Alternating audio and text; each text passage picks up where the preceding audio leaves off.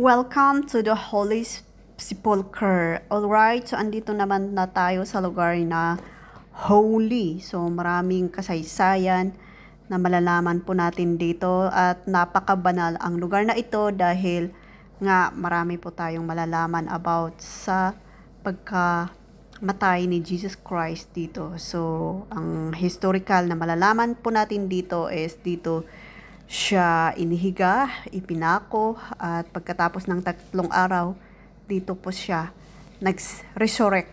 But, ito lang po ay kwento.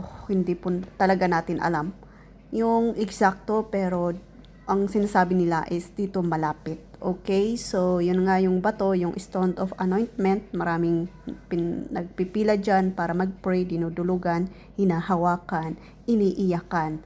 Okay, so dito naman sa taas, pupuntahan po natin. Dito sinasabi kung saan pinako si Jesus Christ at dito rin na sinasabi nila na dito rin nag-pray si Jesus Christ na patawarin mo po sila dahil hindi po nila alam ang kanilang ginagawa. Okay, so marami ding nagpipila para hawakan yung box na andoon na pinapaniwalaan na last na tinapakan ni Jesus Christ. O, di ba? So, ayan ang makikita natin doon sa baba. Okay, so ayan, maraming palamuti. Ayan. Baba na tayo at ayan, so marami po tayong makikita dito at to, sa totoo lang, hindi ko pa alam yung mga history nito pero kung malalaman po natin ay maa-amaze po talaga tayo. Okay, so yung pinapasalamat ko lang po talaga ay isa po akong nabiyayaan para makapunta dito, magtrabaho at bonus na yung nakakapasyal po kami at isa na rin po ako na nakakatapak, nakakahawak na kung ano ang mayroon po dito. So, ang hiling ko lang po talaga ngayon is kung naapakan ko or yung nahawakan ni Jesus Christ ay may revelation na salita ng Panginoon na mararamdaman ko or magre-remind po sa akin. And syempre, yung presensya niya, mararamdaman ko. Kung naapakan ko yung natapakan niya, o di ba nakaka-amaze, o di ba nothing is impossible as you wish. It will happen. Okay? So, ayan, ito nga yung mga magagandang mga design.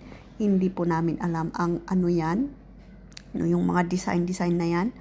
Pero, ayan. So, yung building naman nito, dito daw pinasok yung katawan ni Jesus Christ.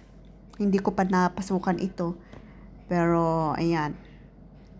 Marami ding nagpipila diyan. Pero, short time lang kung papasok ka dito. So, nagsisimba muna sila dito. So, ito yung makikita natin dito na maraming palamuti. Pero I guess noon siguro napakasimple lang ito.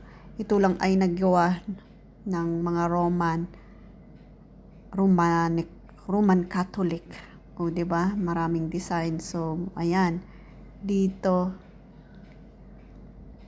pinasok yung katawan ni Jesus Christ bago nila ilibing. Okay? So, ayan. Ito naman yung mga angel. Ayan. O, diba? Ang ganda. Okay. So, dito sinasabi na kung saan nagalit si Jesus Christ kasi maraming nagtitinda. Okay?